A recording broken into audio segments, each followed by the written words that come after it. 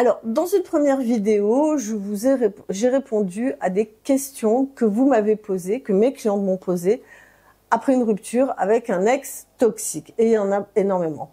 Donc, j'ai répondu déjà à 5 questions. Là, dans cette vidéo, je vais répondre encore à 5 ou 6 questions très importantes que toutes mes clientes qui ont vécu une rupture avec un ex toxique m'ont posées. Et n'oubliez pas une chose, si vous voulez aller plus loin, vous pouvez télécharger gratuitement mon guide « Qu'est-ce qu'une relation saine ou toxique ?» et vous aurez énormément de conseils, vous aurez même des numéros de téléphone d'associations. Donc allez-y, n'hésitez pas, c'est ici, vous pouvez télécharger ce guide. Et je vous mets le lien de la première vidéo. Si vous tombez que sur la deuxième vidéo, vous avez aussi la première vidéo qui va vous permettre de répondre à des questions que vous vous posez après votre rupture, et c'est légitime. Pourquoi est-ce que je ressens encore de la tristesse même si je suis partie?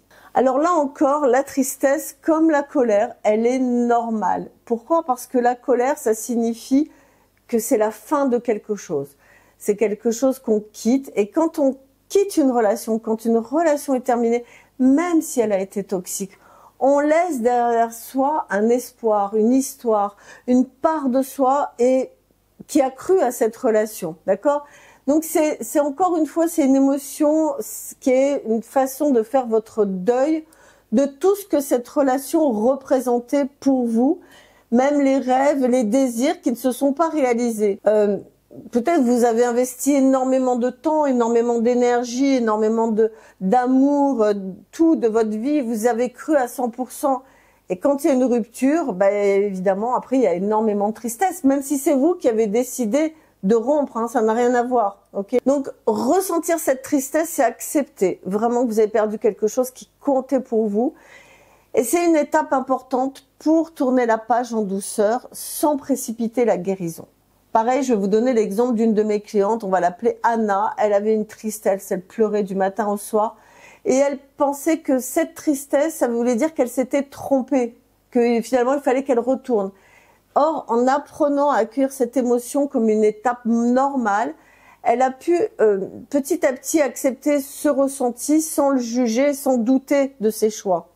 Conseil, donnez-vous la permission de ressentir cette tristesse sans essayer de l'étouffer.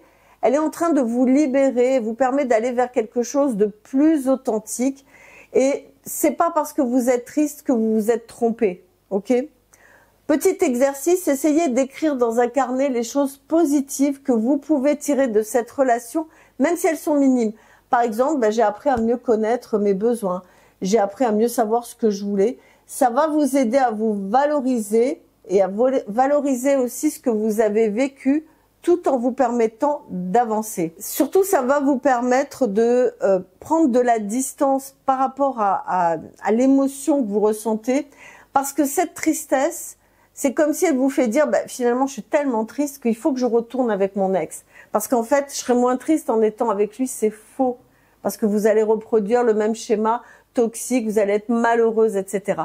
Donc, j'ai envie de dire, c'est ce que je dis souvent à mes clients, malheureuse pour malheureuse, soyez triste maintenant, parce que là, au moins, vous avez une perspective d'avenir, vous pouvez reconstruire, avancer et aller vers une relation qui vous conviendra vraiment. Autre question qu'on me pose énormément, c'est comment éviter de retomber dans une relation similaire à l'avenir. Ça, je meurs de peur. Donc, évidemment, ce qui est important, ça va être de prendre du recul sur les dynamiques de votre relation passée. Souvent, on attire à soi des partenaires qui vont réveiller des besoins ou des blessures, surtout des blessures profondes qui sont en nous. Comprendre ce qu'on a recherché dans cette relation et ce qui ne nous a pas convenu, c'est essentiel pour définir ce qu'on souhaite désormais pour nous-mêmes. Ça va être très important, et ça c'est vraiment tout le travail thérapeutique, hein. La deuxième étape, ça va être de fixer des limites claires, de savoir reconnaître les signaux d'alerte, red flag, comme disent les jeunes, sans les minimiser. Apprendre à écouter votre intuition, votre ressenti, à vous accorder du temps avant de vous engager dans une relation. N'y allez pas à tête baissée. Ça permet aussi de prendre, vous allez apprendre à avoir des décisions alignées avec ce que vous voulez vraiment. Pareil, encore un exemple, Laura, c'est une de mes clientes qui avait tendance à retomber encore et encore dans des relations où elle donnait énormément sans recevoir en retour. Ben, on a appris à travailler pour qu'elle écoute sa voix intérieure, à fixer des limites en s'autorisant tout simplement à dire non, même si ça semblait inconfortable et c'était compliqué pour elle, hein, vraiment. Petit conseil, rappelez-vous que vous méritez une relation qui vous respecte, qui vous élève, qui vous donne du bonheur. N'ayez pas peur de prendre du temps pour évaluer chaque nouvelle relation. C'est pas parce qu'un homme vous fait un compliment, vous dit vous êtes jolie, t'es gentille, ah mon Dieu, t'es merveilleuse, extraordinaire, que ça y est, on ouvre le cœur, on ouvre tout, ah mon Dieu, il est magnifique. Il m'a dit, non, les paroles, ce sont que des belles paroles. N'oubliez jamais la chanson de Dalida, paroles et paroles. On veut des actes, d'accord? Un mec qui vous dit je t'aime, je t'aime, je t'aime et qui est jamais là quand vous avez besoin de lui, qui ne sait pas vous rappeler, qui se rappelle pas de votre date d'anniversaire, enfin voilà, non, c'est pas possible. C'est que des belles paroles. Donc ne vous laissez pas endormir. C'est pour ça il faut vraiment vous connecter à vous-même et savoir évaluer, enlever un peu les lunettes roses, mettre les lunettes transparentes. Voilà, on va pas mettre les lunettes noires, mais transparentes. Petit exercice, écrivez une liste de qualités, des valeurs essentielles que vous recherchez chez un futur partenaire. Ensuite, vous allez noter 3 actions concrètes que vous pouvez entreprendre pour rester fidèle à ces valeurs dans une relation. Donc ça va être important parce qu'en regardant qu'est-ce que vous recherchez chez un homme, on parle pas forcément de physique. Après, si c'est vraiment important, pourquoi pas. Mais c'est surtout les valeurs profondes. Ben, je veux quelqu'un qui soit à l'écoute. Je veux quelqu'un qui sache communiquer. Je veux quelqu'un en qui je puisse avoir confiance. Voilà, des valeurs de compréhensif, qui est pas à me faire plein de reproches, à me juger, à me culpabiliser, qui est pas présent pour moi. Vous voyez, tout ça, voilà. Hein. Donc vous notez. Et ça va vous permettre, avec votre liste de ce que vous voulez, et une liste aussi de ce que vous ne voulez pas. D'accord? Ça vous permet un peu d'évaluer. Et quand vous rencontrez quelqu'un, vous essayez de voir, est-ce qu'il coche, quelle case il coche. S'il coche trop de cases de ce que je veux pas, ciao, au revoir baby. Par contre, s'il coche beaucoup de cases qui me plaisent, ok, là ça peut être intéressant d'avancer, de voir un petit peu comment la relation peut évoluer, ok? Une autre question, c'est comment accepter que cette relation que j'ai vécue m'a changé, malgré tout, je vais avancer. Alors, souvent, quand on a vécu une relation toxique, on en sort lessivé, essoré. Et on se dit, bah, je suis plus la même personne. Bah ouais. Donc, la première chose, pour aller vraiment vers une guérison, c'est d'accepter que cette relation, oui, c'est vrai, elle vous a changé. Elle vous a changé parce que quand on traverse une relation qui est marquée vraiment par les difficultés, par la toxicité, on est changé, on est bouleversé, on a des certitudes qui sont complètement détruites, on peut douter de soi-même. Donc on se dit mais je me reconnais pas. Mais cette transformation, elle peut aussi être une force. Et ça, c'est vraiment 3e étape dans le processus, parce qu'elle vous a permis de mieux comprendre vos besoins, vos limites. Qu'est-ce que vous voulez pour votre bien-être, d'accord? Donc, en acceptant ce changement, c'est aussi une façon de faire le choix de vous reconstruire en partant de là où vous en êtes aujourd'hui. La jeune femme que vous étiez il y a 10 ans, il y a 20 ans, c'est terminé. Il s'agit de vous autoriser à vous voir comme une personne en évolution et qui va accepter, qui va choisir d'apprendre de cette expérience pour avancer vers des relations qui vont être plus équilibrées et plus respectueuses. Par exemple, j'ai une cliente qui avait du mal à accepter que cette relation qu'elle avait vécue lui avait fait perdre énormément de confiance en elle. Elle ressentait de la frustration, elle se disait mais j'ai envie d'être comme avant. Je lui dis mais c'est pas possible. Il y a eu un séisme, il y a eu des choses douloureuses que vous avez vécues. Donc il faut reconnaître ce que vous avez vécu comme expérience. Et ça va vous rendre plus consciente de vos besoins, de vos forces. Il faut bien comprendre, le conseil que je lui ai donné, c'est de ne pas considérer cette expérience de vie comme une perte de soi. J'ai perdu qui j'étais, j'ai perdu ma joie de vivre, j'ai perdu ma jeunesse, Non, vous êtes transformé. Alors oui, ça a été une transformation dans les douleurs, avec des épreuves, évidemment que c'est douloureux, mais on repart jamais sur le passé. Je vous le dis, là, lâchez là-dessus, sur cette idée, vous ne serez plus jamais la personne que vous avez été avant cette histoire. Parce qu'il faut bien comprendre que ce que vous avez vécu vous a transformé, mais elle vous a permis de grandir, de mûrir, d'avancer, d'évoluer. Petit exercice, vous allez prendre quelques instants pour lister les qualités que vous pensez avoir développées à travers cette expérience. Ça peut être la patience, la résilience, la capacité à mieux écouter vos besoins. Voilà, regardez et relisez cette liste régulièrement pour vous ancrer cette idée que même dans la difficulté, vous avez grandi, vous avez évolué. La question là, c'est pourquoi est-ce que je culpabilise encore d'avoir permis certaines choses, d'avoir vécu ça? Je me culpabilise. Et on a vu dans la vidéo précédente qu'il y avait aussi deux autres émotions. Il y avait de la colère. Pourquoi je suis en colère d'avoir vécu ça et je suis triste de cette séparation. Donc, il faut bien comprendre une chose hein, dans toutes les questions que je pose, c'est que toutes ces émotions, elles vont venir, un jour ça va être ça, un jour ça va être ça, un coup la colère, un coup la culpabilité, un coup la tristesse, et puis parfois les trois en même temps, hein, d'accord? Donc, sur la culpabilité, pourquoi est-ce que je culpabilise encore d'avoir permis certaines choses dans cette relation? En fait, la question vraiment qui revient en boucle, c'est pourquoi j'ai accepté, pourquoi j'ai toléré ces comportements, pourquoi je suis pas partie plus tôt, pourquoi j'ai vraiment été si bas en estime de moi. Cette culpabilité, elle vient d'un jugement qu'on a sur soi-même parce qu'on a toujours une sorte d'attente de perfection qui n'est pas vraiment réaliste.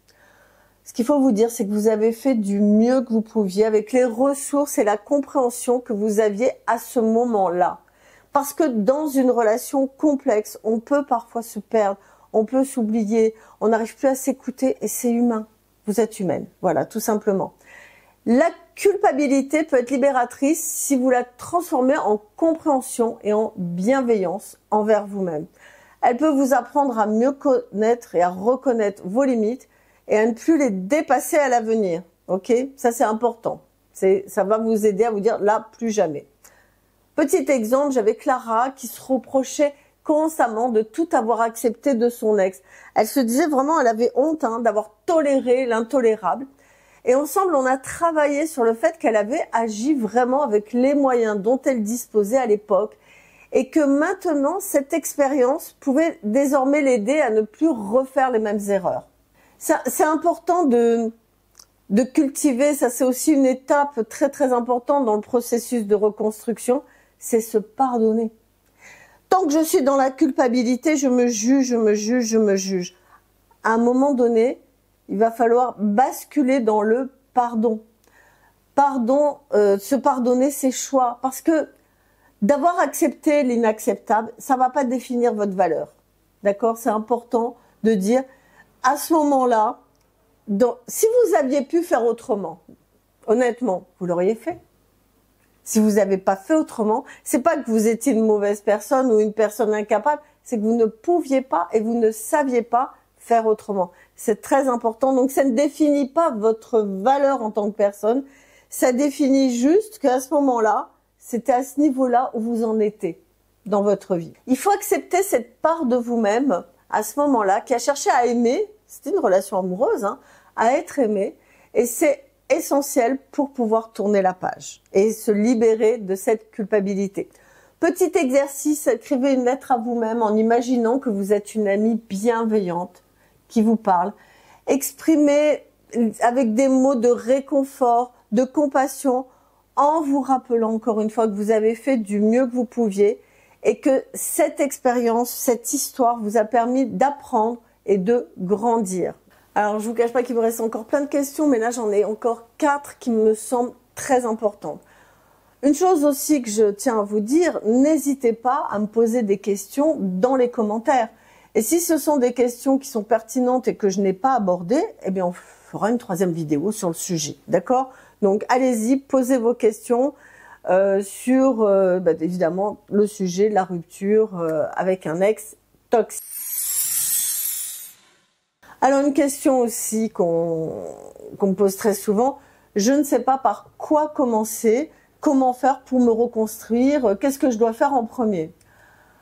Alors déjà, la reconstruction, c'est souvent un acte d'écoute envers soi-même, déjà en accueillant vos émotions sans jugement, d'arrêter de se juger. C'est vrai qu'après une relation toxique, c'est facile de ressentir et c'est courant de la confusion, pas savoir ce que l'on ressent, je suis triste, je suis heureux, je suis bien, je sais pas. L'un des premiers pas, ça va être de se reconnecter à soi pour établir une base saine à partir de laquelle on va pouvoir avancer plus sereinement. Je vais encore vous donner un exemple. J'ai Juliette, c'est une cliente qui se sentait mais complètement perdue à l'ouest. Elle avait plus d'objectifs personnels. Elle avait l'impression que sa vie tournait constamment autour de cette relation. Et là, il n'y avait plus rien. Il n'y avait plus rien. C'était le vide, plus d'objectifs. Donc, on a commencé par faire des petits exercices simples d'introspection pour l'aider à retrouver ce qu'elle aimait, ce qui la rendait heureuse avant cette relation, justement, hein, vraiment se reconnecter à soi. Petit conseil, évidemment, ça va être de vous accorder du temps pour redéfinir qui vous êtes. Ne cherchez pas à tout faire tout de suite. La guérison, c'est un processus, d'accord? Vous allez commencer par des petits actes, des petites choses simples pour prendre soin de vous. Encore un petit exercice que je vous propose. Tout ce que je vous propose comme exercice, c'est des exercices que je propose à mes clientes en coaching, hein. Vous pouvez écrire dans un petit carnet une petite chose que vous avez fait, une chose que vous appréciez, une chose qui vous apaise, peut-être écouter de la musique, écouter un podcast, voilà. Ça va être des petits exercices qui vont vous aider à poser des bases solides et à redécouvrir vos centres d'intérêt personnels, même face à cette incertitude ou ce sentiment d'être en eau trouble. Est-ce que c'est normal de me sentir tellement fatiguée émotionnellement après cette rupture? Oui, tout le monde est épuisé. Vous a vidé. On est encore plus fatigué après que pendant. C'est très courant et c'est tout le temps. J'ai toujours vécu, mes clientes l'ont toujours vécu. Surtout quand on a été dans une relation, on était tout le temps en train d'être sur le qui-vive, de la vigilance, du stress. Et lorsqu'on met fin à cette relation toxique, le corps et l'esprit vont demander un temps de repos. On a besoin de sommeil, on est fatigué, on a envie de dormir. Il faut digérer toutes ces émotions. Donc la fatigue, c'est une façon pour votre esprit et votre corps de vous signaler qu'il est vraiment temps de prendre soin de vous. Encore un petit exemple, moi j'ai Mélanie, elle était épuisée. Elle me dit mais je comprends pas, j'étais plus en forme avant quand j'étais avec lui que maintenant. Parce qu'elle s'est tellement investie, elle a tellement tout donné, elle a tellement essayé de maintenir l'équilibre dans son couple qu'une fois toute seule, elle était vidée. Et on a été obligés de travailler ensemble sur réduire les obligations qu'elle se donnait, retrouver un rythme qui la respectait et qui respectait son besoin de récupérer. Donc le conseil, ça va être vraiment d'écouter votre corps, de vous forcer à pas aller trop vite, de vous reposer, d'aller vous promener, de faire des moments de calme dans votre quotidien, hein. Vous dormir, c'est important. Méditation, repos, voilà. D'accord? En petit exercice, c'est vraiment ce que je conseille tout le temps, hein, c'est de faire de la cohérence cardiaque, un peu de méditation. On respire, on se détend, on n'écoute pas trop de bruit, on se recharge. Et puis de dormir régulièrement, de s'apaiser, de vraiment lâcher le mental. Très important. Et ça revient vite, hein, voilà, je vous le dis. En 1 mois, 2 mois, vous pouvez sentir que, hop, vous revenez à vous. Encore une autre question importante, comment gérer la pression sociale qui me dit que, allez, c'est bon, je devrais passer à autre chose. La pression sociale, c'est les gens, les amis, la famille qui vous dit, allez, c'est bon. C'est les personnes bien intentionnées. Ok, maintenant c'est bon, ça fait 3 mois, ça fait 4 mois, allez, passe à autre chose. Le problème, c'est que quand on travaille sur une reconstruction, ça prend du temps. Et vouloir aller trop vite, et vouloir correspondre aux attentes des gens, ça va compliquer votre processus de guérison. De oui, non mais ça va, ouais, non mais super, tout va bien. Je vous donne un exemple, Anaïs, c'est une cliente qui était vraiment souvent confrontée aux remarques de son entourage, qui lui disait allez, tourne la page. Et au lieu de se sentir poussée par cette pression, elle a appris à communiquer sur ses limites. Elle leur a dit, bah, écoutez, je vais à mon rythme, j'avance comme je peux. Hein, on a travaillé ensemble pour ça. Et ne me bousculez pas. Oui, des moments, je suis encore triste. Oui, il y a des moments, je suis en colère. Et c'est OK. Le petit conseil, c'est d'essayer de ne pas comparer votre parcours de guérison à celui des autres, d'accord? C'est pas parce que votre copine, elle a mis 3 mois que vous allez pas mettre plus de temps. Il faut respecter votre rythme sans vous laisser déstabiliser par les attentes des autres. Allez, ça va aller mieux. Allez, respire. Parce qu'il faut comprendre une chose, c'est que quand on sort d'une relation toxique, ouais, on n'est pas pampello, hein, on n'est pas en forme, on peut être triste, on peut être déprimé, on peut des fois être en colère, nos émotions, ça varie, etc. Et pour notre entourage, c'est parfois un peu compliqué. Donc, il a tendance à nous dire, allez, c'est bon, ça va aller, maintenant t'as fini avec lui, ça fait 2-3 mois, repars remets-toi sur les rails. Il y a parfois des personnes qui ont arrêté de travailler. Vraiment, on a besoin de temps, d'accord? Petit exercice à faire. Vous allez noter 2 ou 3 phrases à répéter lorsque vous faites face à ces remarques, comme je prends le temps nécessaire pour me reconstruire. Mon rythme de guérison est personnel et je le respecte. C'est tout bête, mais ces phrases, elles vont vous permettre de garder votre cap, d'accord? De vous respecter sans vous laisser influencer.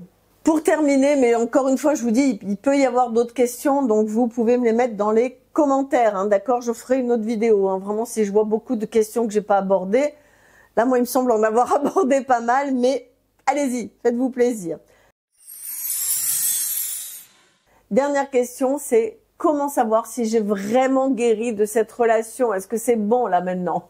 Alors, il faut comprendre une chose, c'est que guérir d'une relation, ça signifie pas qu'on a oublié la relation ou les souffrances vécues, mais je dirais que c'est plutôt qu'on peut en parler sans ressentir une extrême douleur, sans pleurer, sans s'énerver. Voilà.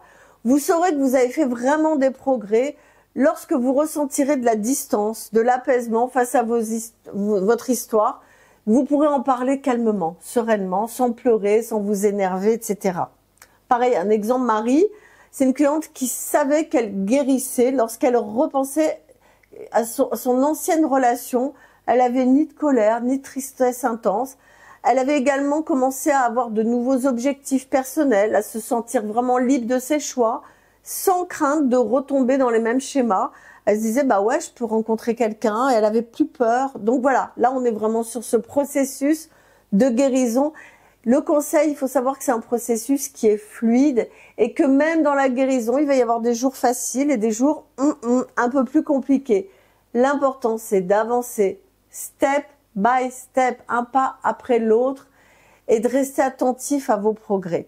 Petit exercice, vous pouvez faire 1 fois par semaine le point sur votre état d'esprit face à cette relation. Notez si c'est toujours beaucoup de colère, beaucoup de peur, beaucoup d'angoisse, beaucoup de tristesse, ou alors si ça, vous voyez que vous arrivez à vous en souvenir sans être trop affecté. Si vous avez pris plaisir à avoir une activité toute seule, si vous sentez que c'est plus apaisé, c'est bon, vous êtes sur le chemin de la guérison. Et je vais vous dire une chose, c'est possible. Moi, encore une fois, je vous le dis, j'ai accompagné des centaines de femmes qui ont vécu des relations hyper toxiques, hyper douloureuses. Et en l'espace de 2 mois, 3 mois, 6 mois maximum, il y a un changement qui peut être tellement rapide avec les exercices adéquats que même la personne me dit, mais c'est pas possible, c'est pas possible que ça aille aussi vite. J'ai l'impression d'être une autre personne. Oui, on peut se remettre d'une relation toxique, on peut en guérir, on peut se reconstruire. Et ça peut aller plus vite que vous ne le croyez. Si vous avez envie d'aller plus loin, n'hésitez pas, encore une fois, vous pouvez m'appeler, me contacter. On peut échanger, je vous propose même un entretien gratuit de 15-20 minutes pour voir où vous en êtes dans votre processus. Qu'est-ce qui vous convient le mieux? Est-ce que c'est plutôt un coaching traditionnel d'une personne one-to-one, comme je dis, ou est-ce que je vous mets dans mon groupe où il y a que des femmes qui ont vécu la même chose, qui connaissent ça et qui vont vous soutenir. On est dans l'esprit de sororité. Donc vous pouvez me contacter. Et encore une fois, si vous regardez régulièrement ma chaîne, n'hésitez pas à vous abonner, à liker, ça fait toujours plaisir. Et puis on se retrouve bientôt pour une prochaine vidéo. Peut-être je parlerai encore de ce sujet parce que vous aurez posé beaucoup de questions. Ok? Je vous remercie en tout cas. Prenez soin de vous et puis je vous dis à très vite pour une nouvelle vidéo. Ciao, ciao, ciao.